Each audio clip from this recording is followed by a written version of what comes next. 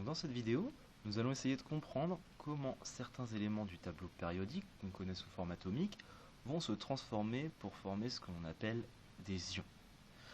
Donc on vient de voir dans l'activité précédente que les éléments de la 18e colonne, qu'on appelle les gaz nobles, possédaient une stabilité extraordinaire du fait de leur couche de valence qui était complètement saturée. On a vu que cette stabilité se traduisait par une non-réactivité de ces éléments chimiques-là, d'où leur noblesse. Donc, par conséquent, si ces éléments-là sont stables grâce à leur couche de valence saturée, les autres éléments chimiques du tableau périodique, qui eux n'ont pas leur couche de valence saturée, sont dits instables. Ils vont donc chercher à gagner en stabilité. Donc l'objectif de cette activité, c'est de comprendre comment ils vont pouvoir gagner en stabilité pour essayer d'imiter tout simplement les gaz nobles qui, eux, sont parfaitement stables. Donc, on vous donnait un petit complément scientifique pour vous expliquer comment l'atome de chlore ou l'atome de sodium allait se transformer pour gagner en stabilité. Donc il est évident que les atomes qui sont instables à cause de leur couche de valence non saturée vont chercher à saturer cette couche de valence. Comment est-ce qu'ils vont faire? Eh bien, ils vont tout simplement chercher à gagner ou à perdre un certain nombre d'électrons. On va essayer de voir comment ils vont faire cette transformation. Donc là, on vous demandait de vous aider de l'étiquette et d'essayer d'écrire la formule chimique des ions monoatomiques que vous alliez retrouver dans cette eau minérale. Donc on va commencer avec le fluor. Donc le fluor, pour déterminer l'ion qu'il va former, cet ion fluorure, on va partir du fluor sous forme atomique. Donc d'après le tableau périodique, on a un numéro atomique de 9, c'est-à-dire qu'on a une configuration électronique qui est la suivante.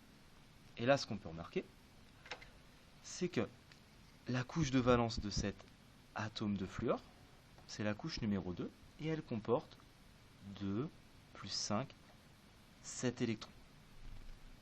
Or, on avait vu, lors d'une activité précédente, que la deuxième couche électronique, il lui fallait 8 électrons au maximum pour être saturé.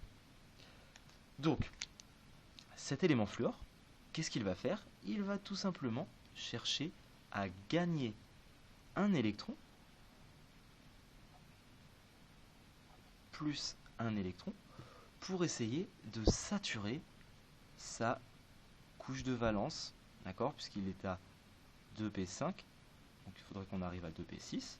Donc si il arrive à gagner un électron pour passer à cette configuration-là, d'accord, à ce moment-là, sa couche de valence comportera bien 2 plus 6, 8 électrons, et elle sera bien saturée. La conséquence pour un atome qui va gagner un électron, c'est qu'il va perdre sa neutralité électrique. On avait dit dans le chapitre précédent qu'un atome était neutre d'un point de vue électrique, car il possédait autant de protons chargés positivement que d'électrons chargés négativement. Donc là, un atome de fluor qui aurait gagné un électron perdrait cette électroneutralité et se transformerait en ion fluor que l'on représenterait toujours avec le même numéro atomique puisque c'est le même élément, mais cette fois-ci on la noterait d'une charge négative -1 puisque c'est un atome de fluor qui a gagné un électron pour se stabiliser. Si on refait le même raisonnement, par exemple avec l'élément magnésium. Le magnésium, donc vous voyez dans le tableau périodique, il a un numéro atomique de 12, donc il va avoir la configuration électronique suivante, 3s2. Là, ce que l'on voit, c'est que sur sa couche de valence, qui est la numéro 3, il y a 2 électrons. Or, je vous rappelle que normalement, la troisième couche électronique comporte aussi une sous-couche 3p. Donc, la couche numéro 3 peut accueillir au maximum 8 électrons. Donc, ici, pour un atome de magnésium, il va manquer 6 électrons pour essayer de saturer sa couche de valence qui est la couche numéro 3.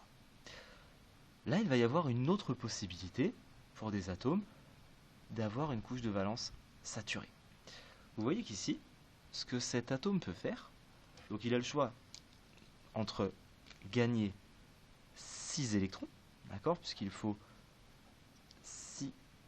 il lui faut gagner 6 E- pour saturer la couche numéro 3. L'autre possibilité qu'il va avoir, ça va être de se débarrasser de ces 2 électrons qu'il a sur la couche numéro 3. On voit que s'il se débarrasse de ces 2 électrons, donc là, je vais représenter moins 2 électrons, alors sa nouvelle configuration électronique s'écrira sous la forme suivante.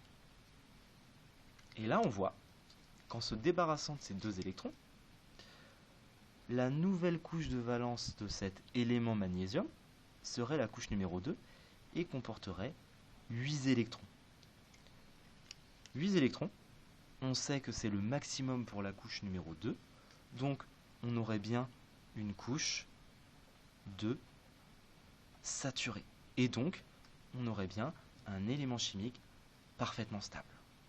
Donc cette fois-ci, un atome qui aurait perdu des électrons va aussi se transformer en ion, mais étant donné qu'il a perdu des charges négatives, il va se retrouver avec un excès de charges positives.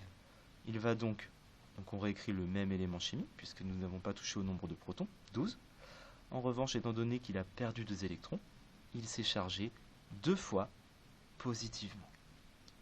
Et là, vous voyez que pour être stable, l'élément magnésium va passer de la forme atomique Mg à la forme ionique Mg2+. Donc là, on vient de voir 2 façons de faire pour un élément chimique. D'accord, il a 2 possibilités pour se stabiliser. Soit il va gagner des électrons, soit il va en perdre. Donc, pour savoir à chaque fois dans quel cas il peut en gagner, dans quel cas il va en perdre, eh bien il faut tout simplement regarder sa position dans le tableau périodique des éléments que vous avez ici. Là on voit, si je reprends l'élément magnésium qui est dans cette case-là, que cet élément magnésium, d'un point de vue emplacement dans le tableau périodique, il se situe à une case, et si je remonte sur la ligne précédente, 2 cases de l'élément néon. Donc je vous rappelle que le néon, sa configuration électronique est la suivante. Il se situe, le magnésium, aussi à 1, 2, 3, 4, 5, 6 cases de l'argon. L'argon, sa configuration électronique